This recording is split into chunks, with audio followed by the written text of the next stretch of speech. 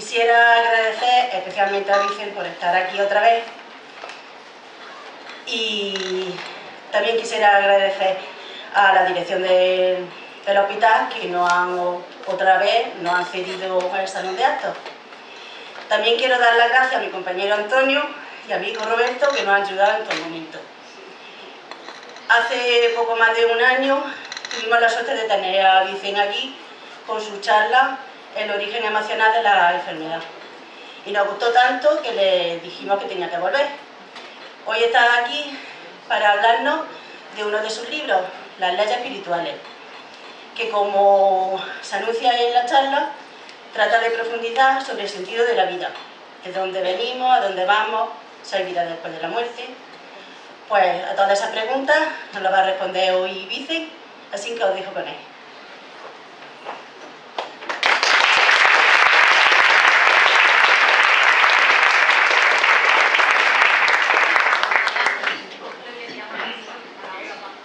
Hola, buenos días a todos y gracias por haber venido. También agradecer pues, a María Ángeles, a Julia, a Antonio, a Roberto también que has comentado, pues todas las molestias que se han tomado para hacer esta charla y por supuesto a la dirección del Hospital San Agustín pues, por habernos cedido esta bonita sala. Como comentaba María Ángeles, la charla se titula Profundizando en el sentido de la vida, porque las leyes espirituales es un libro que trata de eso, ¿no? de profundizar en el sentido de la vida, en las preguntas que todos nos hemos hecho alguna vez sobre la vida. Esas preguntas podrían ser pues quiénes somos, por qué existimos, por qué existe el mundo, por qué existe la vida. ¿Ha creado alguien esto o viene de la nada? Eso es una pregunta que todos en algún momento nos habremos hecho. ¿Tiene la vida un sentido? ¿Qué hacemos aquí? ¿Hemos venido a hacer algo en particular a la vida? Seguramente también nos habremos preguntado pues, si la vida termina con la muerte del cuerpo físico o continúa de alguna manera después de esa muerte. Esto no es algo que se lo plantea el ser humano de ahora. Desde hace muchos siglos ya se lo planteaba, ¿no? Por ejemplo, en la época de los egipcios sabéis que ponían mucho interés en conservar los cuerpos que ya habían fallecido porque de alguna manera pensaban que le podía ser de utilidad en otra vida, ¿no? Ahora sabemos que eso no tiene mucho sentido, pero ya es un reflejo de que realmente la creencia en la vida después de la muerte es algo muy antiguo en el ser humano. También nos hemos preguntado pues, por qué hay personas que viven muchos años, se mueren de viejas, y hay otras pues, que prácticamente mueren a los pocos años de vida por diferentes motivos. Incluso sabemos que hay niños que nacen muertos, y entonces nos podemos preguntar qué sentido tiene que eso ocurra, que esa vida que todavía ni siquiera ha empezado, pues termine de esa manera, ¿no? ¿Esto es algo que tiene que ver con la casualidad o de alguna manera hay algo que lo determina? También sabemos que hay personas que nacen enfermas, con una enfermedad congénita de nacimiento, mientras que muchas otras, la mayoría, pues nacen sanas. Y alguien se podría preguntar, ¿de qué depende eso, no? Que unas personas nazcan con una determinada deficiencia o nazcan sanas. ¿Es algo que depende de la buena o la mala suerte o hay algo que lo determina? También nos habremos preguntado por qué la vida pues, parece tan injusta cuando por el hecho de nacer en un lugar u otro del mundo, en una familia o en otra, parece que esto determine si vas a tener una vida feliz o una vida desgraciada. Por ejemplo, el niño que nace en un país que está en guerra, donde se pasa hambre, o nace en una familia donde lo van a maltratar, pues va a tener una vida de mucho sufrimiento, que seguramente será corta. Mientras que, a lo mejor otro niño en otro lugar del mundo, o en una familia donde lo van a amar, pues solo por el hecho de haber nacido allí ya tiene más posibilidades de ser feliz, de tener una vida más normal, sin tanto sufrimiento. De manera que, si la vida empezara con el nacimiento, tendríamos que admitir que es injusta, porque parece que favorece a unas personas y perjudica a otras. En general también nos podemos preguntar por qué existe la maldad en el mundo, ¿no? Que hace que los seres humanos pues hayan cometido y sigan cometiendo las mayores atrocidades, ¿no? Hay personas que argumentan el no creer en nada en ese tipo de situaciones, ¿no? Piensan, si existiera un Dios, no permitiría que ocurrieran estas cosas en el mundo, intervendría de alguna manera para evitarlo, y como no lo hace, es que no existe. Muchas personas tienen esa argumentación, ¿no? Su no creencia, por ejemplo, en Dios. Por otro lado, nos podemos preguntar si existe la felicidad. Creo que el mayor de los anhelos del ser humano es llegar a ser felices. No conozco a nadie que no desee ser feliz. Pero si miramos cómo está el mundo, cómo está la vida de la gente, pues la verdad es que hay muy pocas personas que realmente sean felices.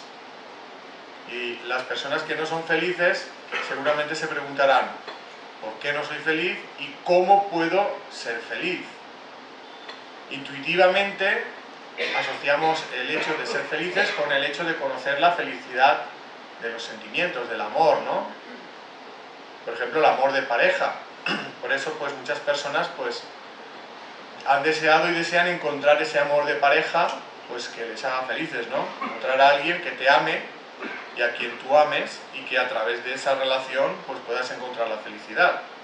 Pero también es cierto que hay muchas personas que dicen haber amado a otras, han amado a una pareja, pero en vez de ser felices, lo que cuentan es que esa relación ha sido la gran causante de sufrimientos de su vida. De manera que asocian el amor con el sufrimiento y llegan a desear no amar para no sufrir.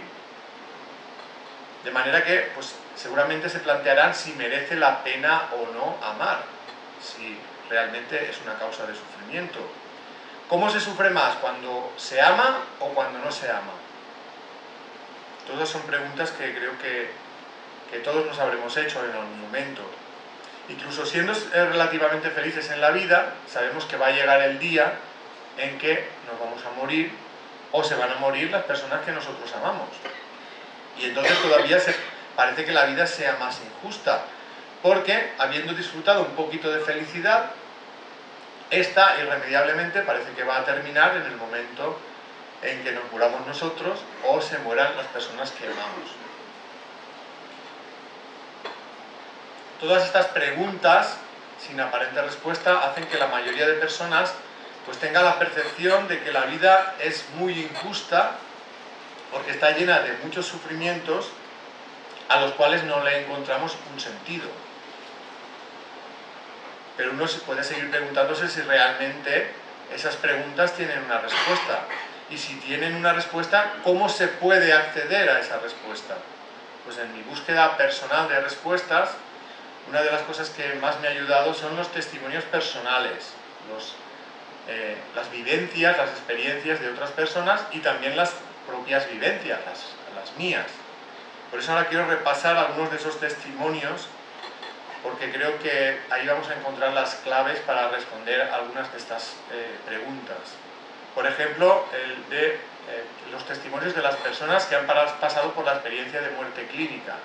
Esas personas durante un periodo más o menos largo de tiempo han estado clínicamente muertas, es decir, su cuerpo estaba muerto.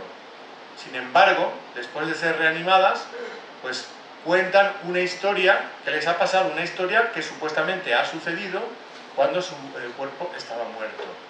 Ahora hablaremos un poquito en qué consisten esas experiencias, o la de las experiencias de las personas moribundas, que en el trance final de su vida también están teniendo una serie de vivencias que parecen extraordinarias, pero que en realidad son muy frecuentes.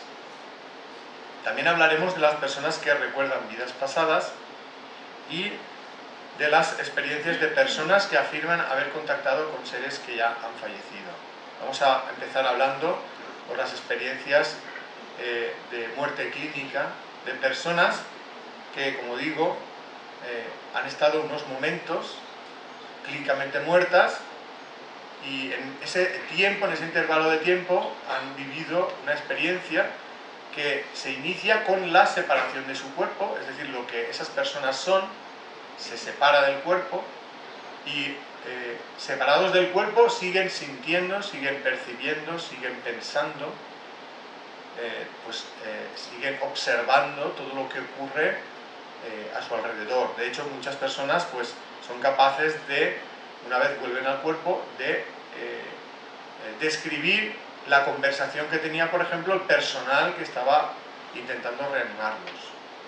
Algunas de esas personas, cuando ya se han separado del cuerpo, tienen una experiencia que se denomina la experiencia del túnel con la luz al fondo, que es como una especie de viaje que hacen a toda velocidad una vez se han salido del cuerpo, y al final de ese viaje llegan a un lugar que describen como un lugar de mucha paz, de mucha luz, de mucha tranquilidad, un lugar donde se sienten maravillosamente y del cual no se querrían ir.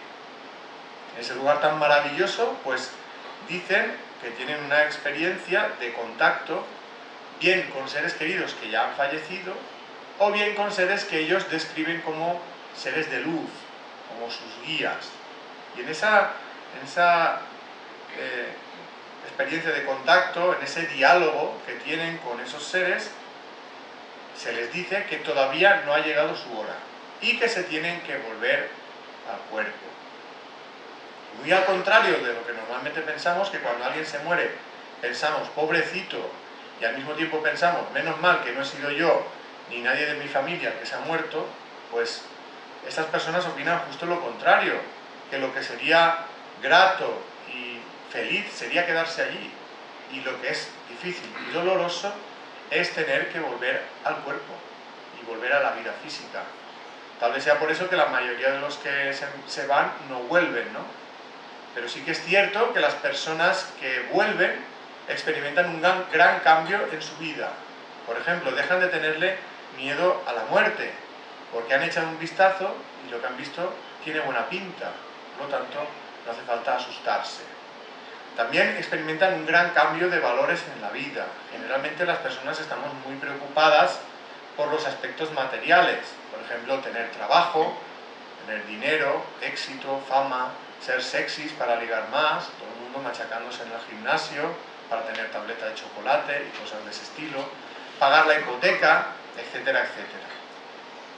Sin embargo, estas personas, después de haber vivido esta experiencia, pues se dan cuenta que realmente todo eso no tiene mucha importancia, que lo realmente importante, lo que perciben ellos que es importante de la vida, es desarrollar los sentimientos. Por eso empiezan a valorar más las relaciones personales y empiezan a vivir más de acuerdo con lo que sienten.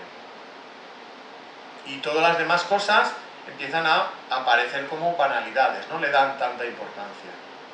Este tipo de experiencias eran algo que empezó a ser tan habitual, pues que algunos investigadores, médicos, científicos, empezaron a tomar interés por estudiar las experiencias cercanas a la muerte. Uno de los primeros investigadores en estudiar estas experiencias en la época moderna es el doctor Raymond Moody, psiquiatra y filósofo norteamericano, que ya en los años 70 escribió un artículo de investigación titulado Experiencias cercanas a la muerte, un dilema para la medicina, donde él contaba pues todos los casos que él había tenido la oportunidad de conocer y veía una serie de etapas que eran comunes, que son las que os he descrito hace un momento.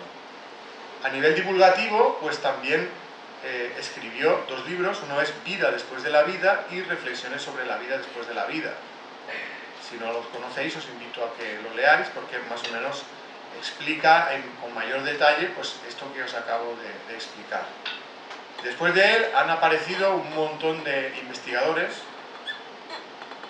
Otro investigador importante en el tema es el doctor Melvin Morse, pediatra que trabajaba en el Hospital Infantil de Seattle y que por cuestiones de trabajo pues, atendió pues, muchos casos de niños que entraban clínicamente muertos y tras ser sometidos a las maniobras de reanimación, pues eran vueltos a la vida. Y resulta que esos niños contaban exactamente la misma historia que los adultos.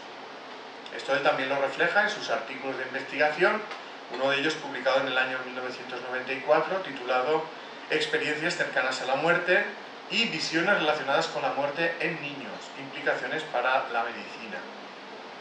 A nivel divulgativo escribe el libro Más cerca de la luz, lo que revelan las experiencias próximas a la muerte de los niños. Otros investigadores ya en una época más reciente son el Dr. Sam Parnia, cardiólogo y doctor en biología celular de la Universidad de Southampton en el Reino Unido, y el Dr. Peter Fenwick, neuropsiquiatra del Hospital Maudsley, también en el Reino Unido. Juntos lideran un proyecto internacional de investigación de la conciencia en estado de muerte clínica. Es un estudio que ha durado unos 10 años y que recientemente, pues hace un par de semanas, ha publicado pues, las conclusiones de ese trabajo de 10 años, donde han participado más de 25 hospitales de todo el mundo, sobre todo de Estados Unidos y del Reino Unido. Antes de este estudio, ellos ya habían hecho estudios en sus propios hospitales, que han sido publicados en la primera década de este siglo. Ellos tienen también, a nivel divulgativo, escritos 2 libros. Uno se titula ¿Qué pasa cuando nos morimos? Y La verdad en la luz. Son libros que no he encontrado traducción en castellano, por eso los he puesto en inglés, que es el idioma original de estos libros. Otro investigador muy importante en el tema es el Dr. Pim van Lommel, cardiólogo del Hospital Ringstade en Holanda, que en el año 2001 publicó un artículo en la revista Lancet, que es la revista número 2 en investigación científica, es muy prestigiosa, sobre experiencias cercanas a la muerte en pacientes que habían sobrevivido a un paro cardíaco. Es un estudio que recoge casi 400 casos de personas que han estado clínicamente muertas, de las cuales alrededor del 20% tienen una experiencia cercana a la muerte. Es decir, que no todo el mundo que ha estado clínicamente muerto tiene una experiencia cercana a la muerte. Sería alrededor de 1 de cada 5 los que tienen la experiencia. En este artículo pues, se descarta la influencia de las creencias en el hecho de tener una experiencia cercana a la muerte, se descarta la influencia de la medicación, se descarta la influencia de la falta de oxígeno o de la destrucción neuronal como causantes de la experiencia cercana a la muerte, y se llega a la conclusión de que realmente es una experiencia real que nos indica que la conciencia sobrevive más allá de la muerte del cuerpo físico. Eso también lo cuenta él en un libro titulado Consciencia más allá de la vida. Hay otros investigadores en el tema, por ejemplo el Dr. Jeffrey Long, ha escrito el libro Evidencias del más allá, es un radiólogo en oncología. En España tenemos la contribución del Dr. Enrique Vila, que ha escrito el libro Yo vi la luz, sobre experiencias cercanas a la muerte en España. Uno más reciente del Dr. José Miguel Gaona, que lo conoceréis porque sale mucho en Cuarto Milenio, titulado Al otro lado del túnel. O estos dos de Jean-Jacques Carbonnier, médico francés, anestesista, que ha escrito los libros Las pruebas científicas de una vida después de la vida y 7 buenas razones para creer en el más allá. Podemos estar aquí 2 horas repasando investigaciones, contribuciones de diferentes médicos, investigadores, pero por cuestiones de tiempo pues nos vamos a quedar ahí. Pero lo que podríamos concluir de toda esta investigación es que la mayoría de investigadores llegan a la conclusión de que las experiencias cercanas a la muerte no son alucinaciones, sino que son experiencias reales que nos están diciendo que la conciencia sobrevive a la muerte del cuerpo físico. Hablemos ahora de las experiencias de las personas moribundas, porque en el trance final de la vida pues también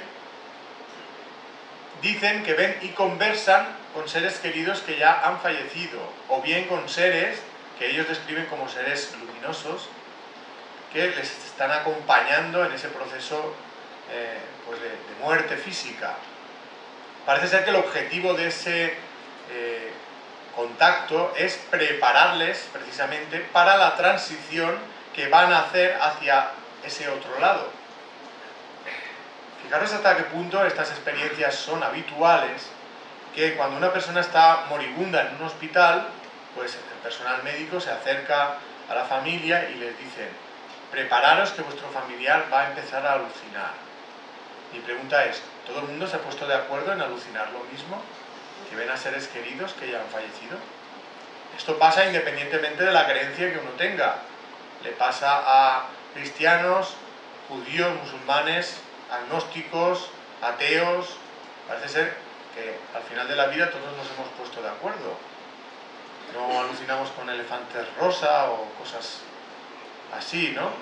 Yo creo que esa coincidencia en las experiencias simplemente refleja que realmente son experiencias reales, no son alucinaciones, que nos están diciendo que realmente la muerte física no es el final de la vida, sino que continúa la vida de otra manera, que para todos es así, que no es solo para los que creen en una determinada religión, y que si nos tomáramos la molestia de estudiar esas experiencias, pues nos darían muchas pistas de lo que pasa cuando nos morimos y qué es lo que viene después.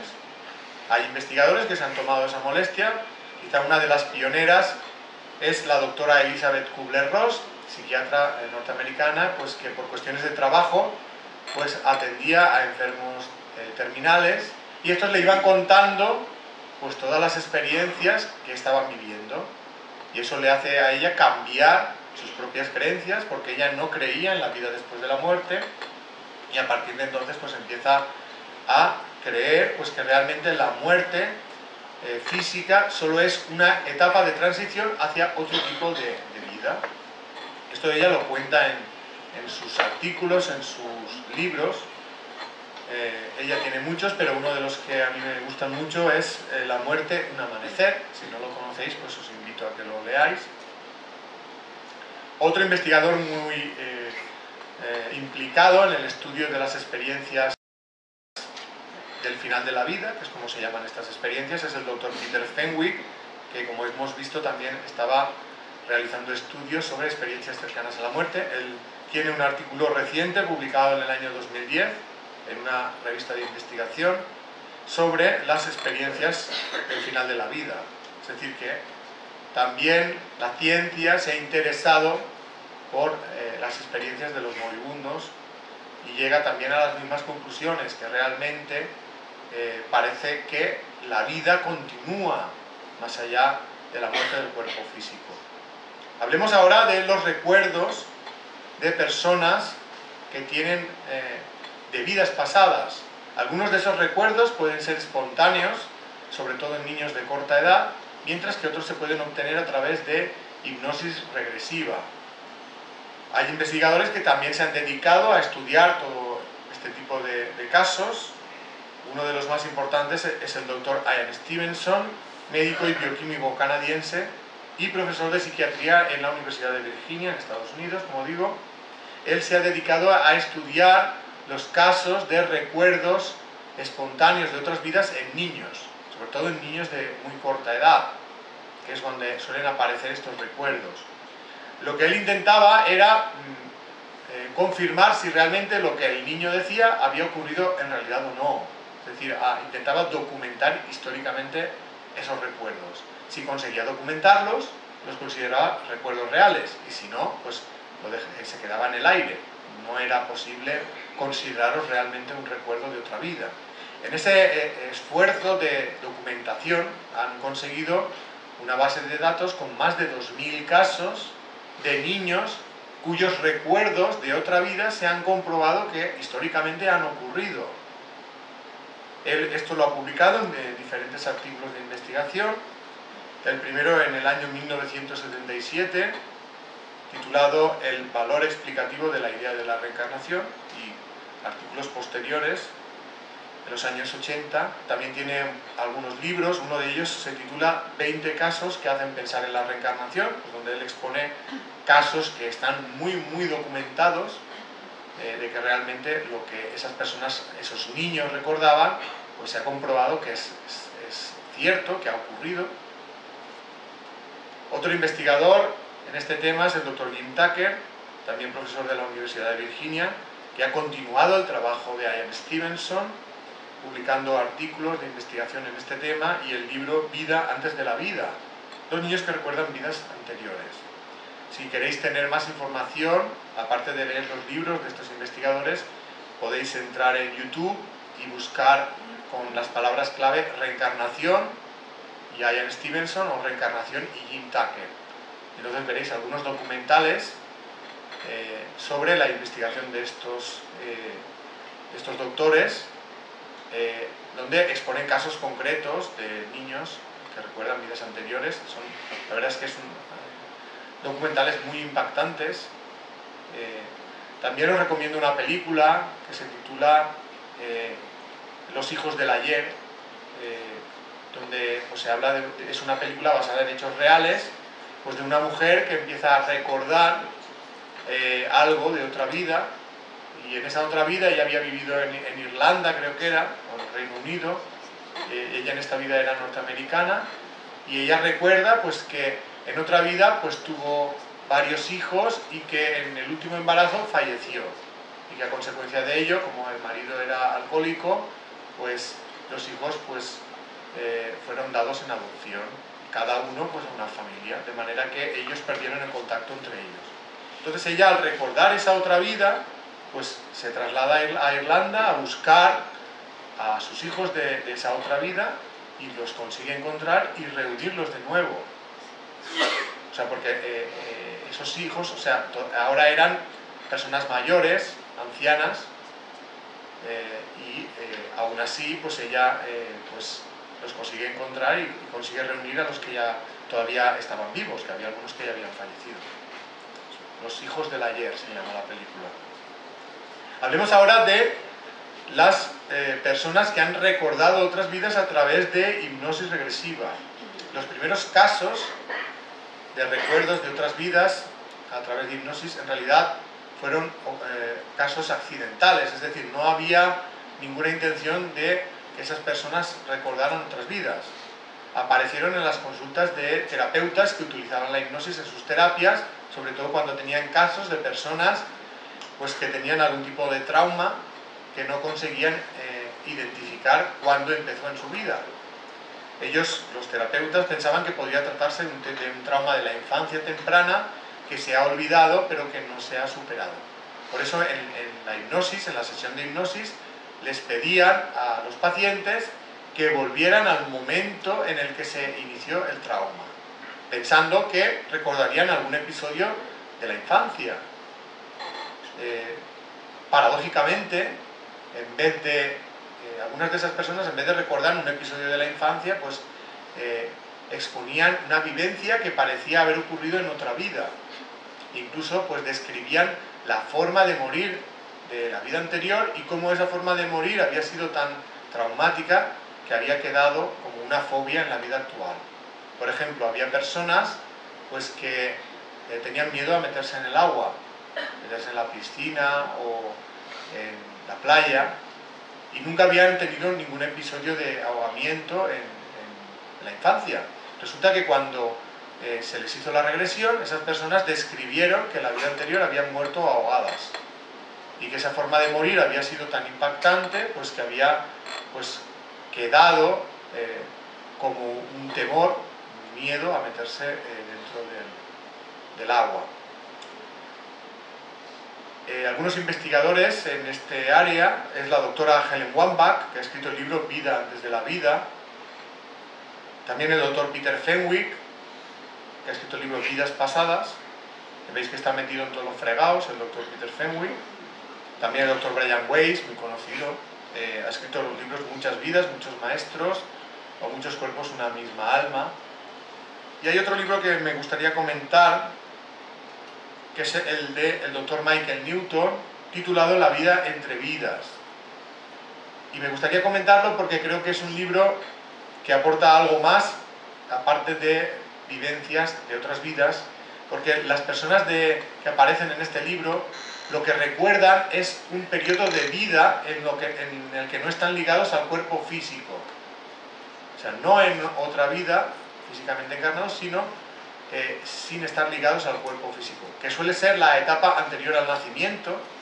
Lo que esas personas recuerdan es cómo antes de nacer ya están en otro plano preparándose para la vida en la que actualmente están. tomando determinadas decisiones sobre el tipo de pruebas que van a enfrentar en la vida o, por ejemplo, configurando las familias, quiénes van a ser los padres, los hijos, los hermanos, todo con el propósito de ayudarse mutuamente en la vida en la que actualmente están. Otra cosa es que luego lo lleven a cabo, ¿no? Porque sabéis que en las familias pueden haber los mayores amores, pero también están las mayores desavenencias, ¿no? Otro libro que me gustaría comentar es el del doctor Juan José López, médico del Hospital Santa María del Rosell en Cartagena y terapeuta en terapia regresiva. Él ha escrito el libro La respuesta está en el alma, donde cuenta experiencias pues que han tenido sus pacientes al hacerles las sesiones de regresión, experiencias de recuerdos de otras vidas.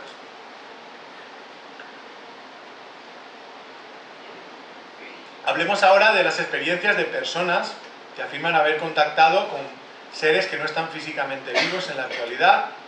El contacto más común es con seres queridos fallecidos recientemente, que bien a través de sueños vívidos o de apariciones a pie de cama, en ese estado de duerme-vela, que no estamos ni despiertos ni durmiendo, pues contactan con los familiares que se han quedado en este lado.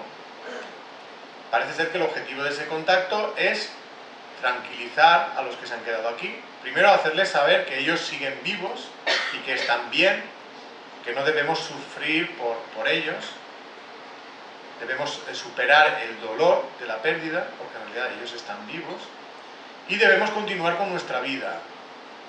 Y nos emplazan pues para un reencuentro que ocurrirá cuando nosotros pasemos al otro lado. Este tipo de experiencias también son bastante comunes. Lo que pasa es que la mayoría de personas pues no lo llegan a compartir con nadie porque tienen miedo a la reacción de los demás, a que piensen que se están volviendo majaras, por ejemplo. O ellos mismos tienen dudas de si se trata de una experiencia real o es algún tipo de alucinación.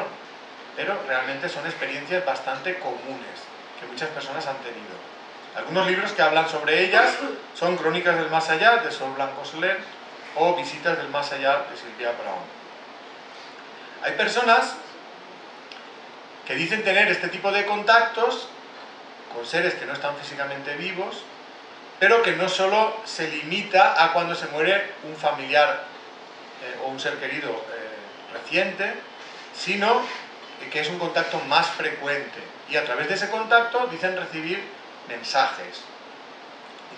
Independientemente de que haya personas que puedan estar inventándose un contacto de este estilo, por ejemplo los que salen a partir de las 12 de la noche en todos los canales, o personas que crean que están teniendo un contacto cuando en realidad es de su propia mente, o sea, no tienen intención de engañar, pero ellos mismos se autosugestionan pensamientos.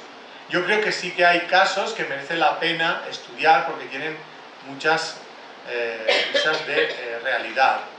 Y creo que la única manera que tenemos los demás de saber si realmente es un contacto real o no es analizando el contenido del mensaje. Pues más o menos eso es lo que ha hecho la doctora Julie Beisel, doctora en farmacología de la Universidad de Arizona.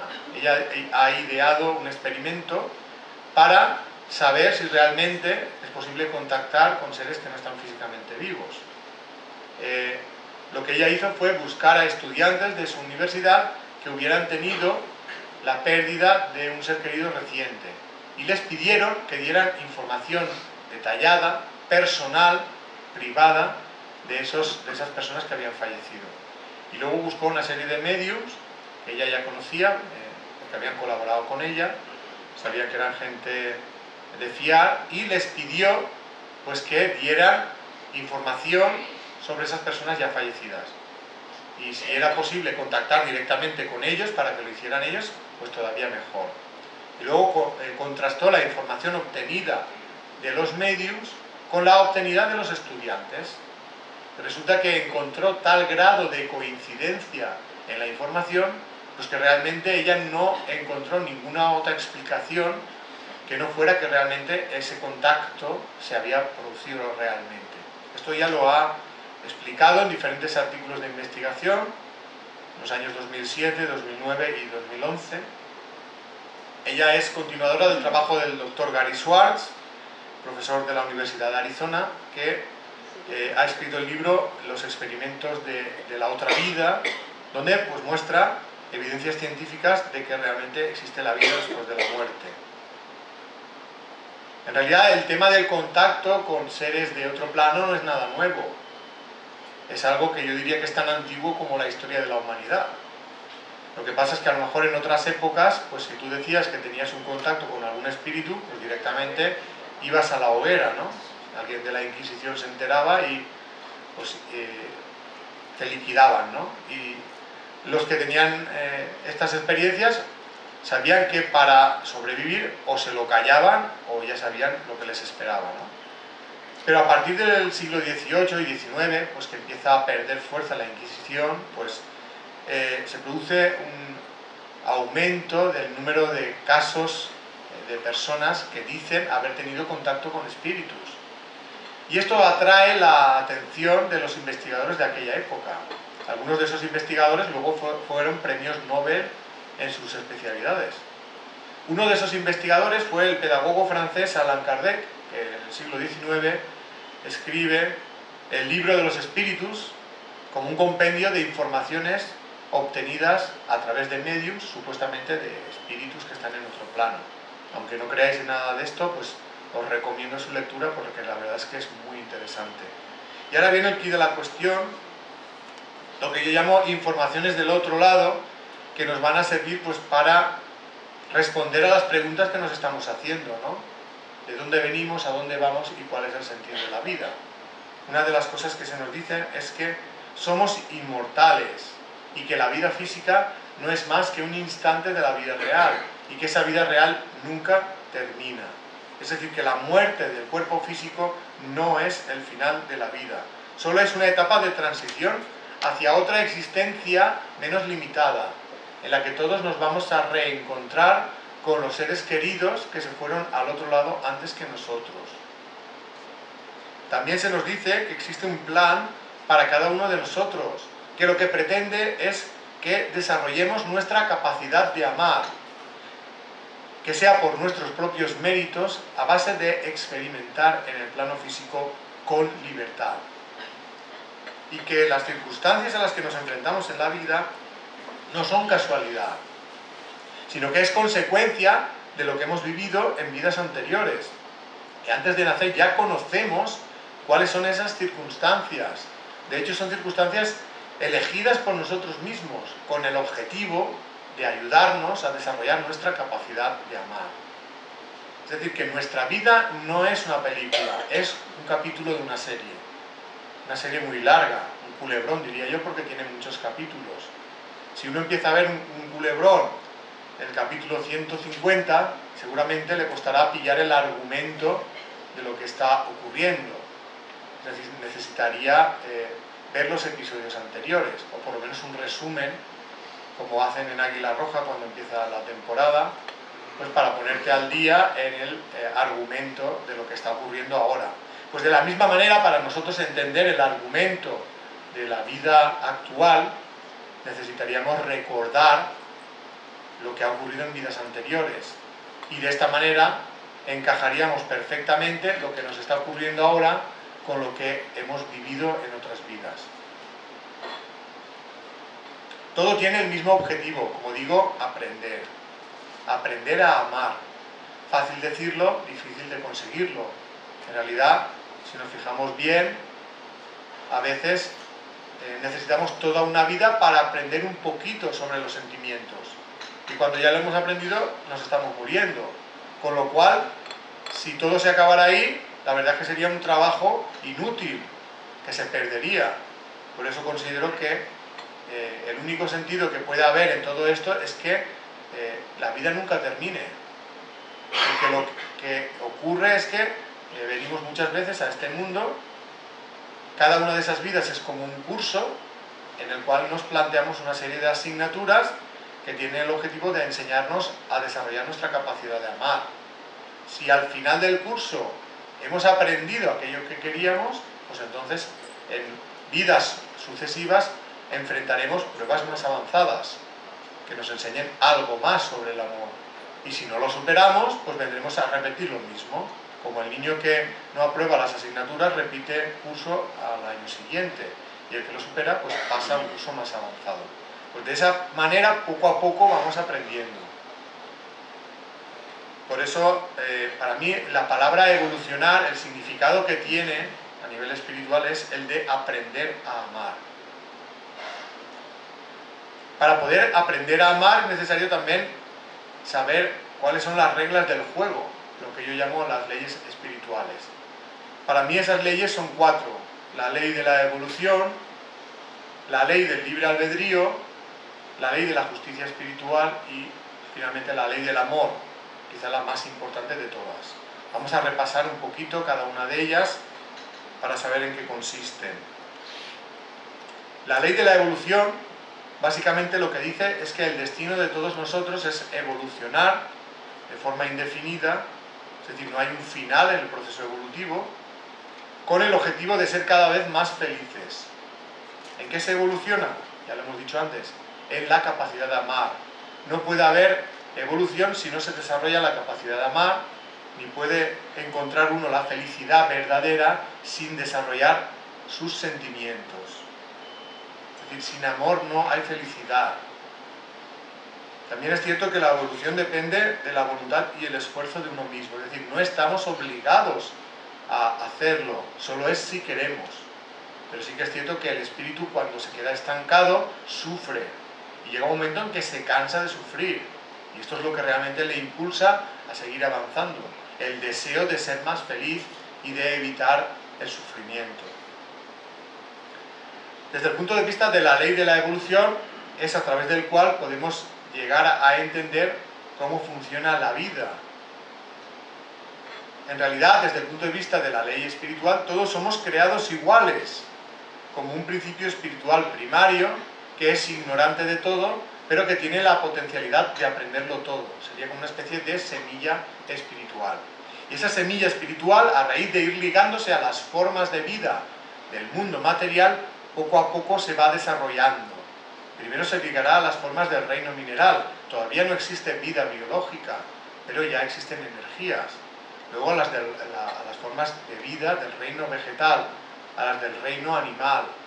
Y cuando ese principio espiritual se ha desarrollado lo suficiente para tener conciencia de su propia existencia y voluntad para decidir sobre sí mismo, sobre su destino, es cuando comienza la fase humana de evolución.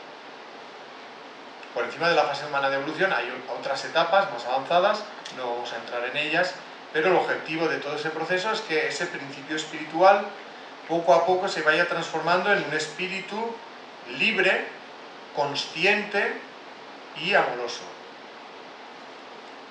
Por tanto, desde el punto de vista de la ley de la evolución, la vida no comenzaría con el nacimiento del cuerpo físico, sino que antes de nacer ya existimos. Estamos en el plano espiritual.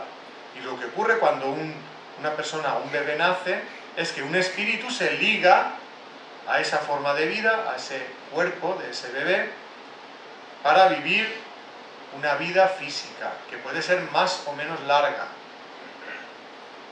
Y cuando el cuerpo se estropea, por diferentes motivos, pues el espíritu lo abandona, como aquel que se quita un vestido usado, que ya no se puede arreglar.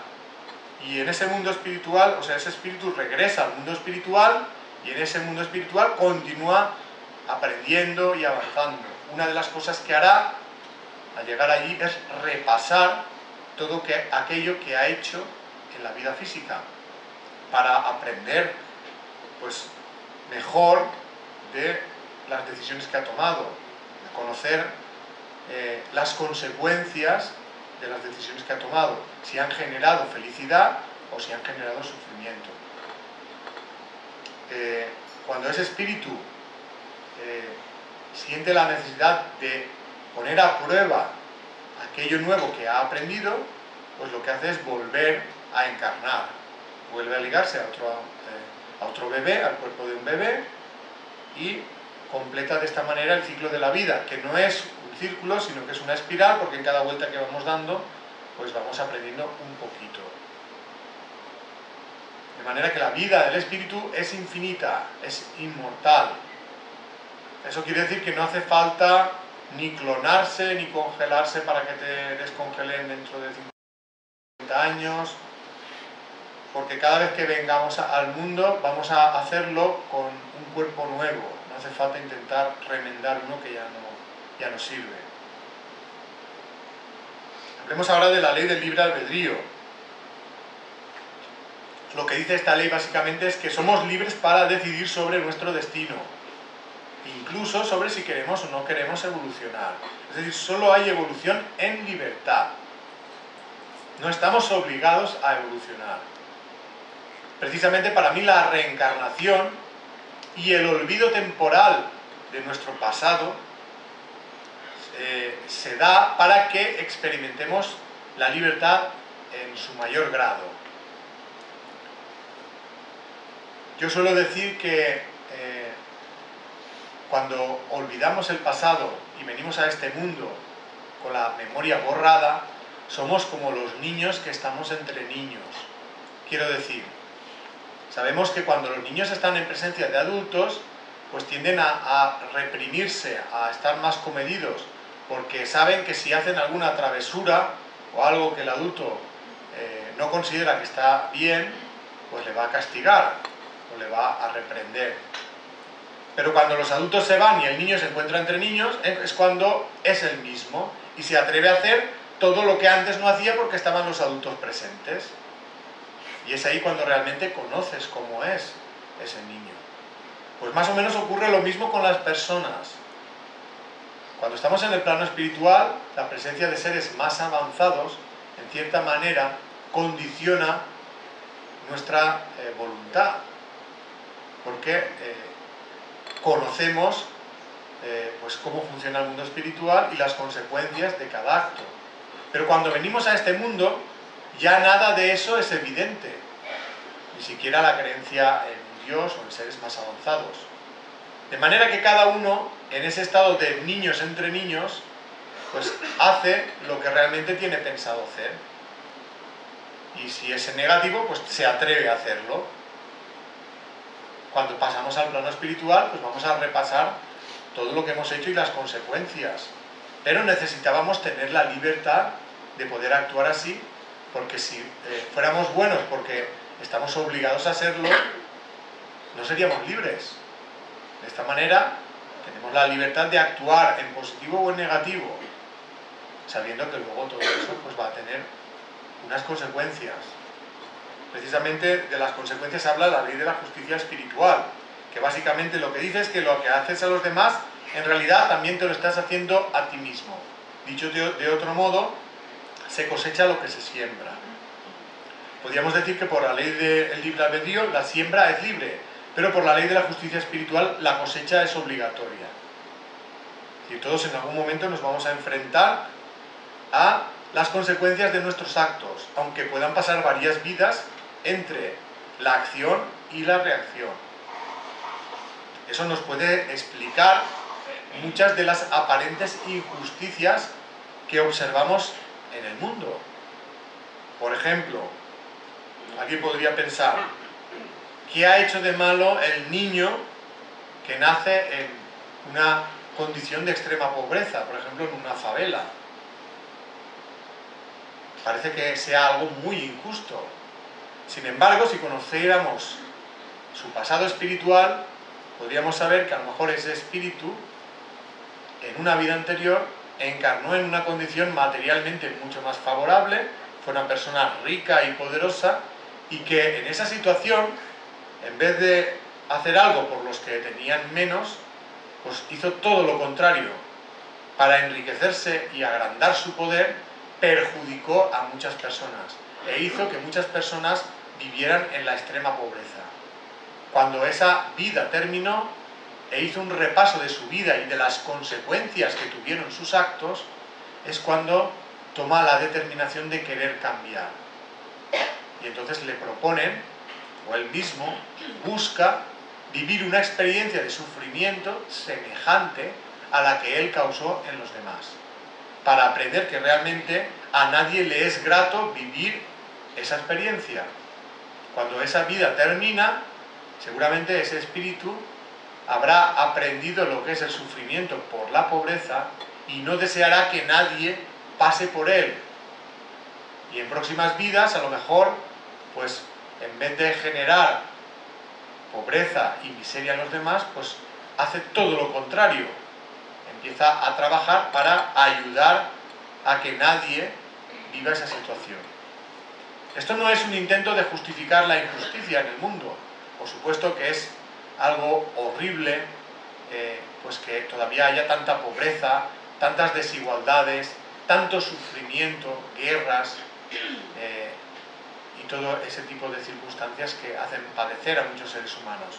Simplemente es un intento de saber explicar de dónde viene todo eso. Y todo eso viene del egoísmo del ser humano. Mientras el ser humano siga actuando egoístamente, sin tomar en cuenta el sufrimiento que pueda causar en los demás, vivirá alternativamente las dos caras de la misma moneda, la de ser opresor y la de ser oprimido, hasta que se dé cuenta que ni es justo ser opresor ni es justo ser oprimido. Hablemos ahora un poquito de la ley del amor, finalmente, porque para mí es la ley más importante. En realidad todo el universo espiritual se armoniza por la ley del amor, y el amor en su grado máximo se puede definir como la capacidad de sentir a los demás como a uno mismo. Cuando una persona siente a los demás como a sí mismo, ya deja de querer hacerles daño. Todo lo contrario, le gustaría que los demás fueran felices, igual que le gustaría serlo a él mismo. Por eso procura pues ayudar a los demás en la medida de sus posibilidades e intenta al mismo tiempo ser él mismo feliz. Sin embargo, como digo, pues la verdad es que hay muy poca gente que actúe de esa manera en el mundo. Lo que es más habitual es que las personas estemos poco pendientes de nuestros sentimientos, poco pendientes de los sentimientos y sufrimientos de los demás y muy pendientes de la satisfacción de nuestro egoísmo, sin mirar si esa satisfacción provoca el sufrimiento de otros seres humanos. Por eso, a consecuencia de todas esas actitudes egoístas, de la suma de todos los que formamos parte de la humanidad, pues existe el sufrimiento. Es decir, que la más grande causa de sufrimiento en el mundo es la suma del egoísmo de las personas que formamos parte de esta humanidad. Por eso, para poder desarrollar la capacidad de amar, es tan importante desarrollar los sentimientos como eliminar el egoísmo. Es decir, que el espíritu evoluciona cuando se armoniza más con los sentimientos de amor y se va desprendiendo poco a poco del egoísmo. Pero el egoísmo tiene muchas formas de manifestación. No pensemos solo en el egoísmo material, que esto, pues, la verdad es que todo el mundo más o menos lo conoce, ¿no? No pensemos solo en la codicia o la avaricia. Hay otras formas de egoísmo que son más sutiles, que están más arraigadas y más extendidas y son menos conscientes, somos menos conscientes de que las tenemos. En los libros Las leyes espirituales y la ley del amor, hablamos de esas formas de egoísmo y las llamamos egosentimientos. Hay muchas formas de egosentimientos. Yo por cuestiones de tiempo pues hablaré de un par de ellas, que son el miedo y el apego, pero antes de eso me gustaría dar algunas pinceladas de para mí cuáles son los primeros pasos que hay que dar para poder desarrollar la capacidad de amar. Y para mí el primer paso es el amarse a uno mismo. Aunque la persona que no se ama a sí misma difícilmente puede querer a las demás. Sabemos, por ejemplo, que hay muchas personas que tienen la autoestima muy baja, que no tienen ni ganas de vivir. ¿Qué puede hacer esa persona por las demás si no tiene ni ganas de vivir? Primero habrá de amarse a sí misma, pero también tiene que saber lo que es realmente amarse a uno mismo, porque a veces confundimos amarnos a nosotros mismos con satisfacer pues una parte de nuestro egoísmo. Por ejemplo, hay personas que dicen, no, si yo me quiero un montón, mira, me apetecía comprarme pues un bungalow, tenía una casa, un piso ya pagado, pero yo quería vivir, la ilusión de mi vida era vivir en un bungalow. Me metí en una hipoteca, me he arruinado la familia, me he arruinado yo mismo, tengo la casa, aunque ya ahora más es del banco que mía, pero he cumplido mi deseo, que era tener una casa como a mí me gusta. Esto no sería amarse a uno mismo tal y como yo lo entiendo. Esto más bien sería satisfacer un capricho material. A veces se puede, a veces no. Incluso podemos arruinar nuestra vida por culpa de satisfacer ese capricho que teníamos, ¿no?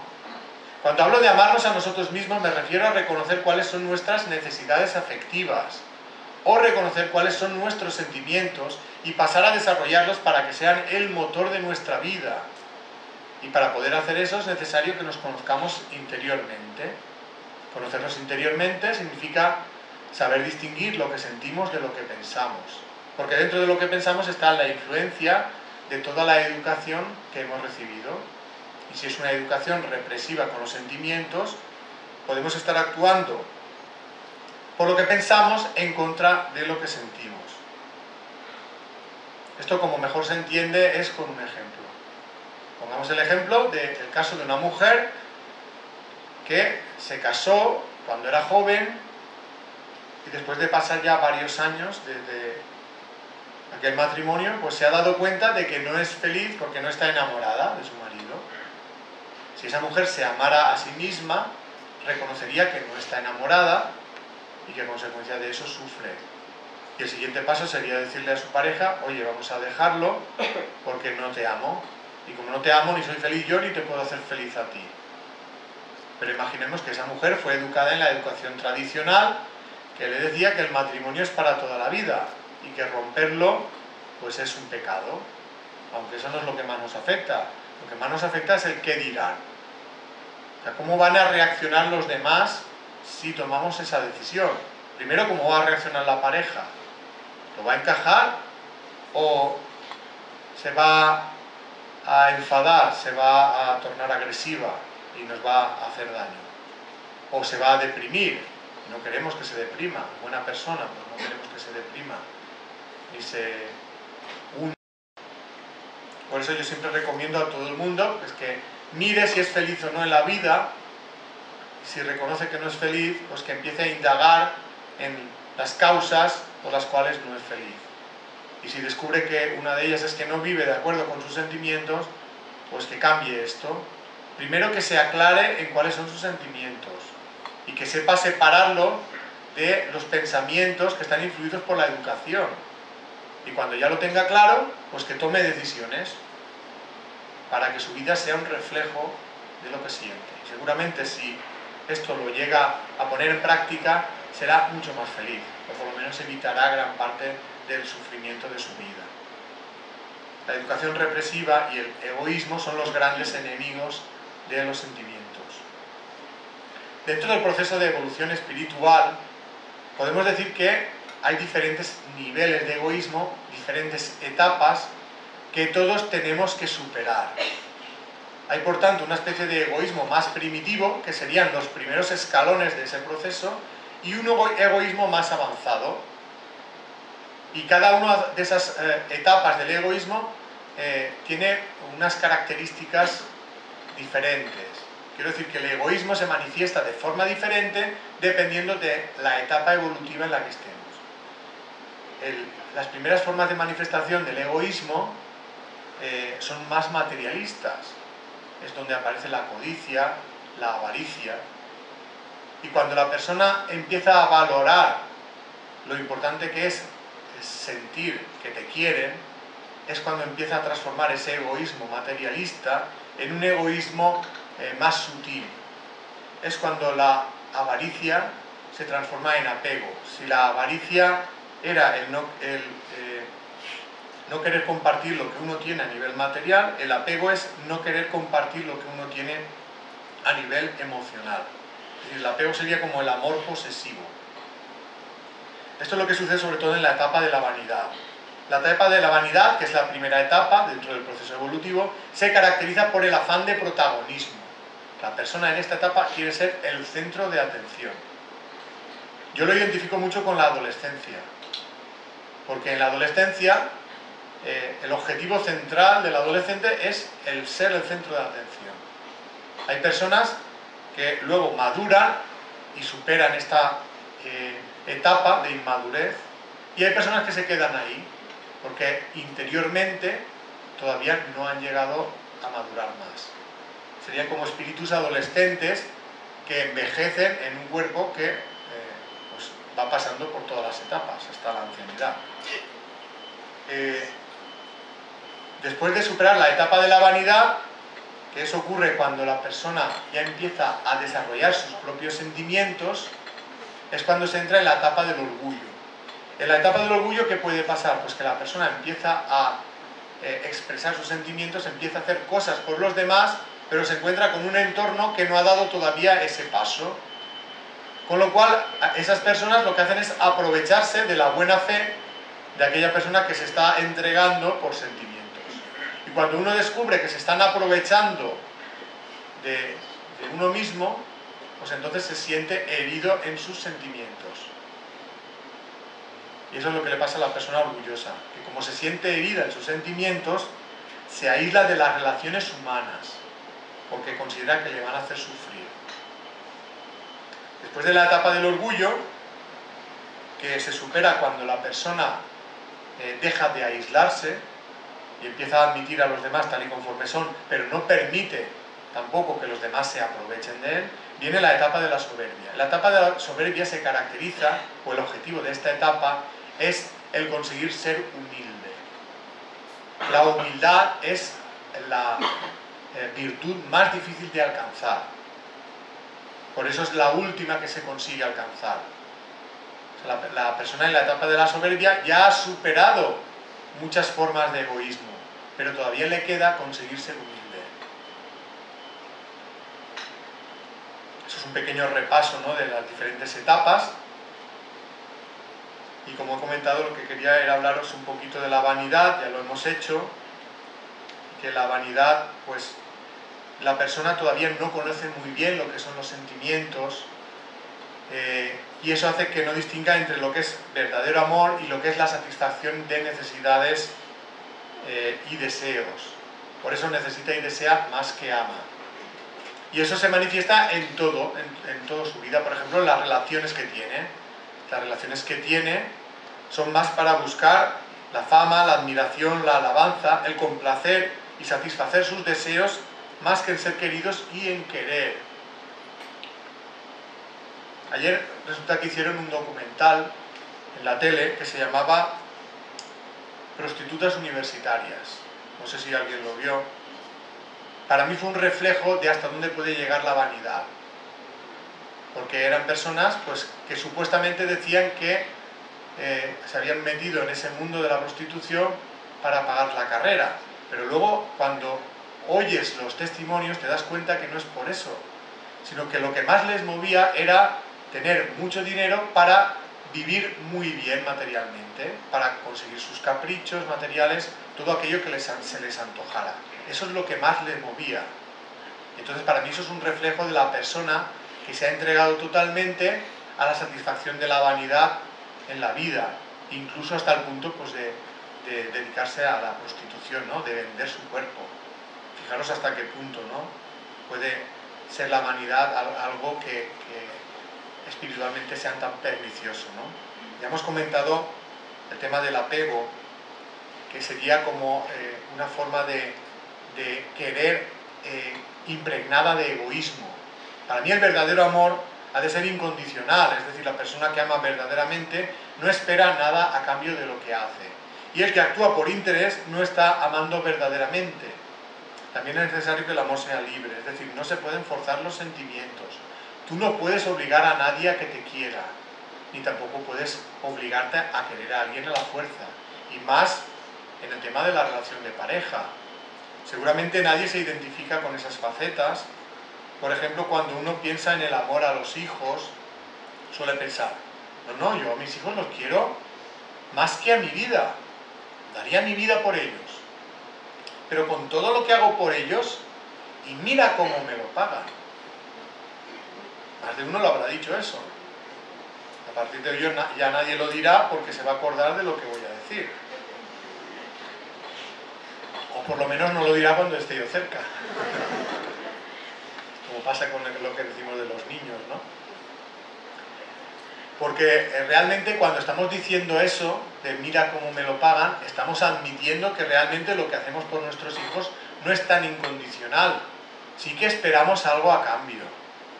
¿Y qué es lo que esperamos? Que nuestros hijos hagan lo que nosotros queremos. Con lo cual estamos demostrando que tampoco respetamos su libertad.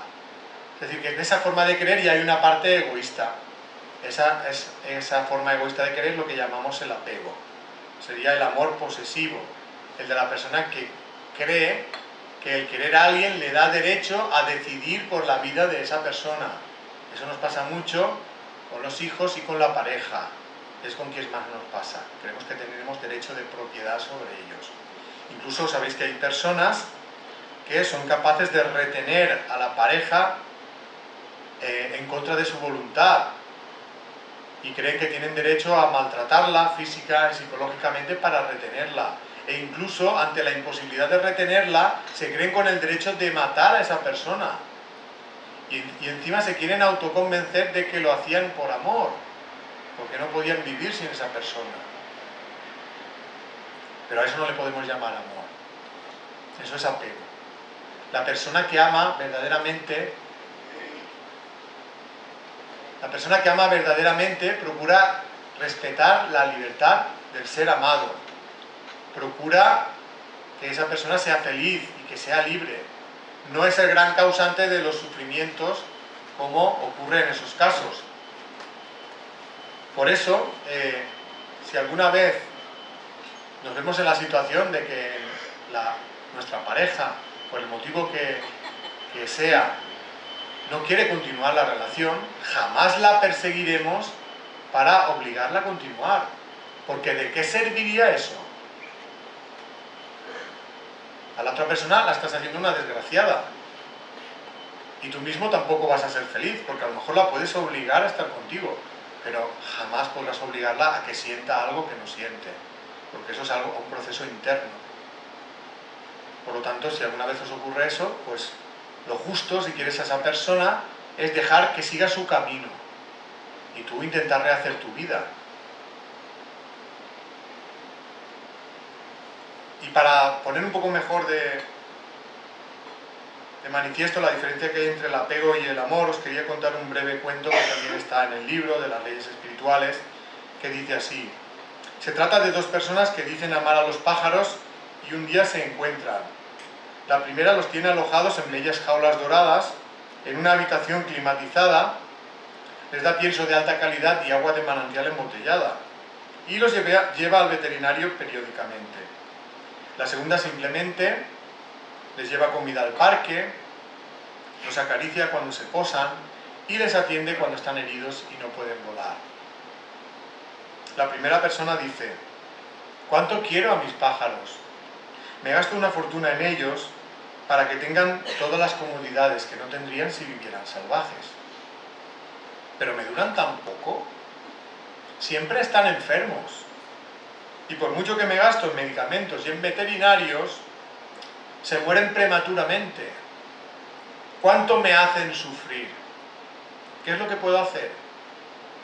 La segunda persona dice: los pájaros que yo cuido no me pertenecen. No están encerrados en jaulas, sino que viven en libertad. Soy feliz porque sé que ellos no están conmigo obligados por los barrotes de una jaula, sino porque lo han elegido libremente. Soy feliz porque los veo vivir conforme ellos quieren, volando en libertad. Sus pájaros, amigo mío, se mueren de pena porque no son libres. Abra sus jaulas para que puedan volar en libertad y vivirán porque serán libres, porque serán felices. El primero responde: es que si les abro la jaula se escaparán y ya no los volveré a ver. El segundo responde: si se escapan es porque han estado retenidos en contra de su voluntad y se alejan de lo que para ellos es una vida de esclavitud. Mis pájaros no huyen de mí porque saben que son libres de ir y venir cuando quieran.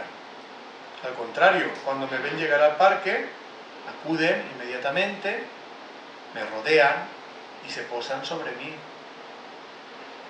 El primero dice, lo que usted tiene es lo que yo deseo, que mis pájaros me quieran. El segundo le dice, lo que usted quiere jamás lo obtendrá por la fuerza. Les ha colmado de comodidades para intentar compensarles de la carencia de lo que más ansían, que es volar en libertad. Si realmente les quiere, deje que vivan su vida en libertad. Ese cuento, que parece una fábula, refleja muy bien la vida de muchas personas, porque hay personas que viven encerradas en jaulas, como los pájaros del cuento, y no se atreven a salir de la jaula. Permiten que otras personas vulneren su libertad. Y hay otras personas que enjaulan a los demás, que privan de la libertad a supuestamente sus seres queridos. A veces uno mismo puede estar encerrado en una jaula y puede querer enjaular a los demás. Por ejemplo, pongamos el caso de una mujer pues que vivió en la época de esa educación tradicional machista que le decía pues que ella básicamente tenía que estar ahí primero para obedecer a los padres y cuando se casara obedecer al marido y criar a los hijos, y que fuera de eso tenía poco que hacer. Seguramente esa mujer habrá sufrido mucho por falta de libertad, pero si no cae en la cuenta de cuáles han sido los motivos de su sufrimiento, puede caer en el error de educar a sus hijas igual que la educaron a ella. Y de esta manera seguirá enjaulada y querrá enjaular a sus propias hijas. Si esa mujer reflexiona un poco sobre su vida y reconoce que ha sufrido mucho por falta de libertad, seguramente educará a sus hijas respetando su libertad, es decir, haciendo todo lo contrario que hicieron con ella. Pero no debe conformarse solo con eso. Tiene que intentar salir de su propia jaula. No importa el momento en el que eso ocurra. Quiero decir que hay personas que dicen, si yo soy consciente de que mi vida ha sido una vida de obligaciones, que no he hecho nada de lo que yo sentía hacer, pero ya con la edad que tengo, ¿a dónde voy? Eso es un error pensarlo. Cualquier momento es bueno para empezar a cambiar, aunque sea el último año de tu vida, aunque tengas 80 años, porque será el único año que merezca la pena vivir. Todo lo demás habrá sido una vida inútil, porque no hemos hecho lo que realmente sentíamos hacer.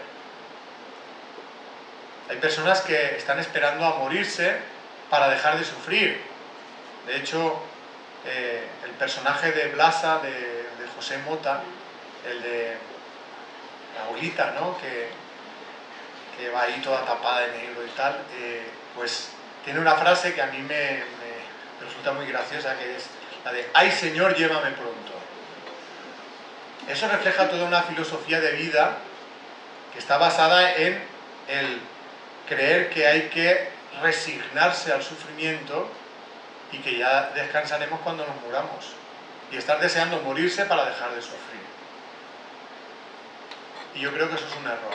Creo que hay que intentar ser feliz en la vida y luchar por ser feliz. Si uno sabe qué es lo que le hace sufrir, pues ya sabe por dónde empezar.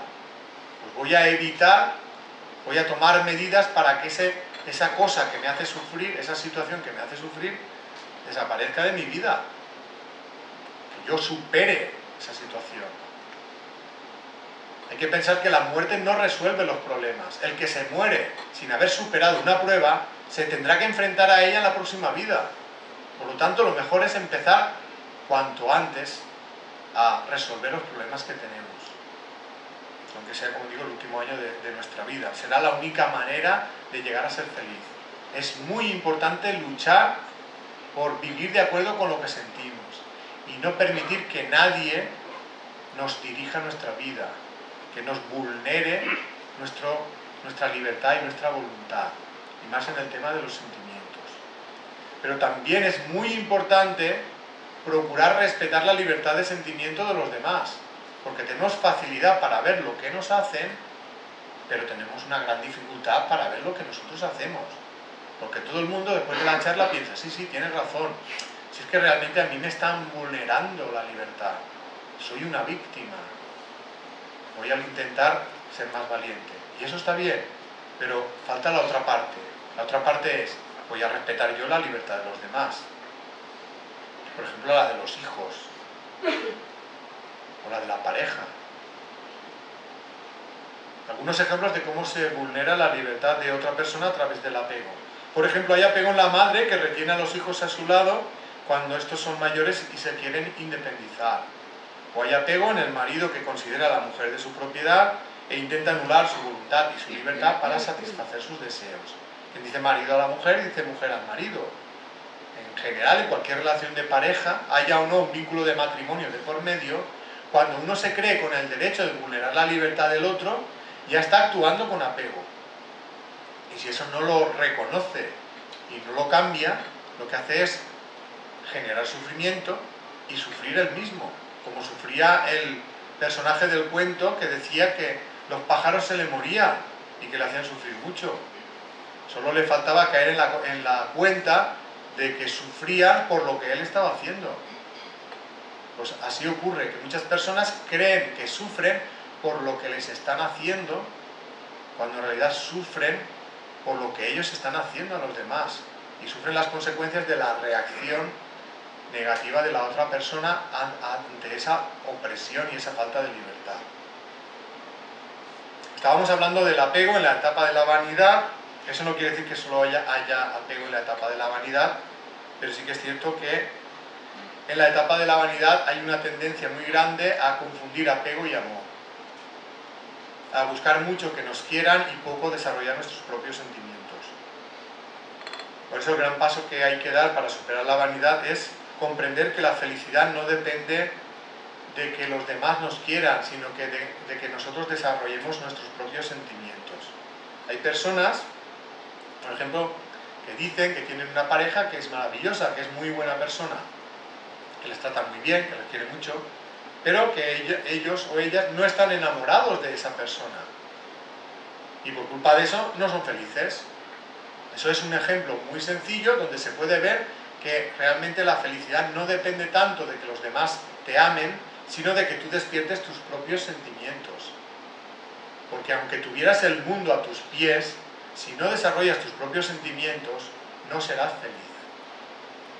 Hay personas que ya se han dado cuenta de eso y, como digo, eso es lo que les ocurre a las personas orgullosas. Hemos dicho ya que las personas orgullosas, el problema que tienen es que empiezan a expresar sentimientos y hacer cosas por sentimiento hacia los demás, pero se encuentran con un entorno pues que no ha dado ese paso todavía, que a lo mejor está en la etapa anterior, y se aprovechan de esa buena voluntad.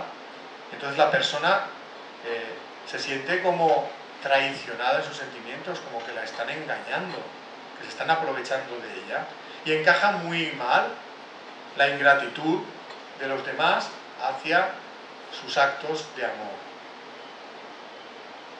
Y eso es el orgullo, la dificultad en encajar la ingratitud, el egoísmo y la falta de amor de los demás hacia uno mismo.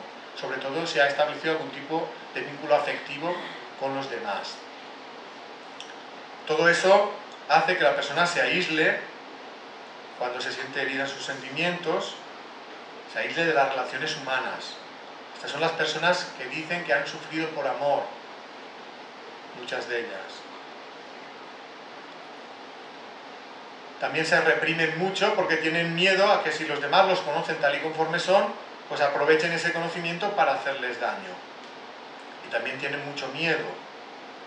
Es decir, hay un círculo vicioso donde participan el miedo, el aislamiento y la represión. Y eso va haciendo que la persona poco a poco se vaya encerrando en sí misma. Básicamente lo que tiene miedo es a no ser querida, tiene miedo al rechazo, a la incomprensión, al desprecio, a la agresividad, y acaba anulando sus sentimientos con la creencia de que eso le va a ayudar a dejar de sufrir. pero equivocadamente lo que consigue es convertirse en un esclavo en su propia vida, y es cierto que a lo mejor los demás no le hacen sufrir, ya se hace sufrir esa persona a sí misma bastante, porque se amolda una forma de ser que no es la suya, vive reprimida y carente de libertad,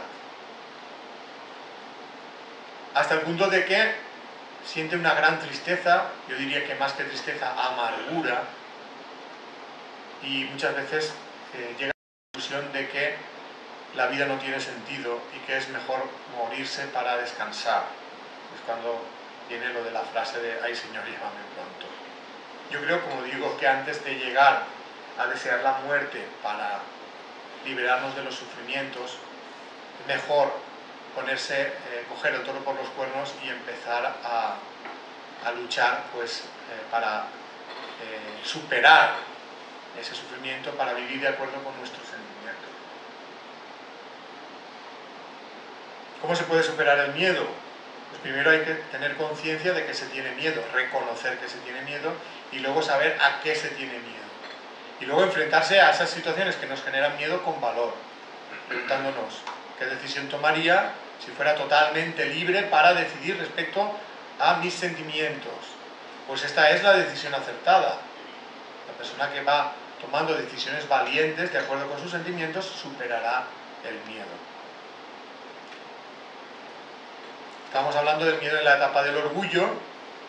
Como digo, no solo hay miedo en el orgullo, pero sí que es cierto que el orgulloso tiene miedo a no ser querido. Por eso, para superar la etapa del orgullo, tiene que liberarse de la creencia de que no es digno de ser querido tal y conforme es. También tiene que perder el miedo a ser el mismo y a encajar mejor la ingratitud. No todo el mundo tiene la misma capacidad de amar. No podemos pedir que los demás nos quieran igual que nosotros pedimos. Porque cada uno ama a su capacidad y a su voluntad. De acuerdo con su capacidad y de acuerdo con su voluntad. Nos evitarían muchos problemas si no nos sobreesforzáramos en complacer a los demás, si eso significara renunciar a nuestra propia libertad. Quiero decir, a veces queremos que una determinada persona nos quiera y creemos que si hacemos muchas cosas por esa persona nos va a querer más. Esperamos a cambio que esa persona nos quiera más y nos devuelva todo aquello que le hemos hecho. Y cuando esa persona, por el motivo que sea, no nos lo devuelve, nos enfadamos con ella y decimos: con todo lo que yo he hecho por ti, mira cómo me lo pagas. ¿Quién tiene problema? ¿La otra persona o nosotros? Alguien podría decir: pues la otra persona que no me ha pagado. En realidad somos nosotros, porque estamos haciendo las cosas esperando algo a cambio, por un interés. Si realmente queremos a alguien y hacemos algo por esa persona, nos sentiremos felices de haberlo hecho y de que a esa persona, eso que hemos hecho por ella, le haya servido un poquito para ser un poco más feliz. O sea, nos llenaremos con lo que nosotros hacemos. Pero si lo estamos haciendo para obtener algo a cambio, es cuando nos enfadaremos con la otra persona. Por eso os decía que no debemos sobreesforzarnos en complacer a los demás si lo hacemos en contra de nuestra voluntad o esperando algo a cambio. Porque entonces lo único que vamos a conseguir es amargarnos la vida y amargársela a la otra persona. Como digo, la etapa del orgullo se supera cuando uno ya empieza a vencer ese aislamiento, a salir de esa burbuja, a encajar mejor la ingratitud de los demás y a perder el miedo a ser uno mismo. Y entonces ya le queda pues ser más humilde. No vamos a entrar más en la etapa de la soberbia, creo que con eso es suficiente. Y ya para ir acabando la charla, deciros que pues los libros, las leyes espirituales y la ley del amor intentan ser herramientas para que nos conozcamos interiormente, para poder recorrer ese camino a través de las diferentes etapas del egoísmo y de esta manera poco a poco desarrollar nuestra capacidad de amar, ir eliminando el egoísmo y de esta manera ser cada vez más felices. Ambos libros los podéis descargar gratuitamente en internet, en esa página web, en ese blog, lasleyesespirituales.blogspot.com. No hace falta aprenderse la dirección, con poner en Google las leyes espirituales vais a llegar a la página. De todas maneras hemos traído libros en formato papel, porque para muchas personas es más cómodo el papel que leerlo en una tablet o en el ordenador. Los libros en papel valen 2 euros y con esos 2 euros se cubren los gastos de impresión, es decir, no hay ánimo de lucro. Los distribuidores que están también distribuyendo el libro en toda España también lo hacen de esa manera, tampoco obtienen nada económico a cambio de distribuir el libro, lo distribuyen a 2 euros porque han entendido el mensaje del libro y que no se puede hacer comercio con algo que nos pertenece a todos. Ya han comentado al principio pues, que en la herboristería de Julia, aquí en Linares, pues tenéis libros a vuestra disposición. Como he dicho antes, hemos traído libros también a la conferencia y aquí en esa pared detrás de la mampara pues los podéis conseguir al final de la charla. Y ya para ir acabando, deciros que para mí la evolución espiritual gira en torno al desarrollo del amor y la eliminación del egoísmo, ni más ni menos. Que en realidad el sentido de la vida es justamente ese, desarrollar nuestra capacidad de amar para ser cada vez más felices, sabiendo que no hay un final, que la muerte del cuerpo no es el final de la vida, solo es una etapa de transición hacia otro tipo de existencia. A mí me ha ayudado todo esto mucho a darme cuenta que muchos de los sufrimientos de la vida no son estériles, sino que forman parte de un proceso evolutivo y que tiene su objetivo, que desarrollemos la capacidad de amar. Por tanto, deberíamos enfocar la vida de otra manera, sin tener temor a la muerte y aprovechando el tiempo para lo importante, que para mí es el desarrollo de los sentimientos y la búsqueda de la felicidad. Estos son los objetivos del ser humano. Buscar la felicidad a través del desarrollo de los sentimientos, sabiendo que no hay un final. Si tomáramos conciencia de que las dificultades de la vida tienen un significado que no es el de castigarnos, sino el de ayudarnos para desarrollar nuestra capacidad de amar, las afrontaríamos con mayor entereza, mayor serenidad. No nos vendríamos abajo tan fácilmente y menos nos vendríamos abajo ante la muerte, tanto la propia como la de un ser querido, porque como digo, la muerte no existe. Solo es una etapa de transición hacia otra existencia menos limitada. Es un proceso en el cual nos despojamos de un vestido gastado, que es el cuerpo, para regresar a la vida en el plano espiritual, que es nuestro verdadero hogar. En realidad, si lo miramos bien, todo el sufrimiento del mundo tiene el mismo origen: la ausencia de amor. Llamémosla egoísmo. Igual que la suma del egoísmo de cada persona puede hacer del mundo un auténtico infierno, como vivimos en la actualidad, que ponemos las noticias y te da ganas de echarte a llorar. Cuando ese egoísmo se transforme en amor, la suma del amor de cada persona transformará el mundo en un paraíso. En nuestra voluntad está el hacer esa transformación, desde el interior hacia el exterior, desde el egoísmo hacia el amor.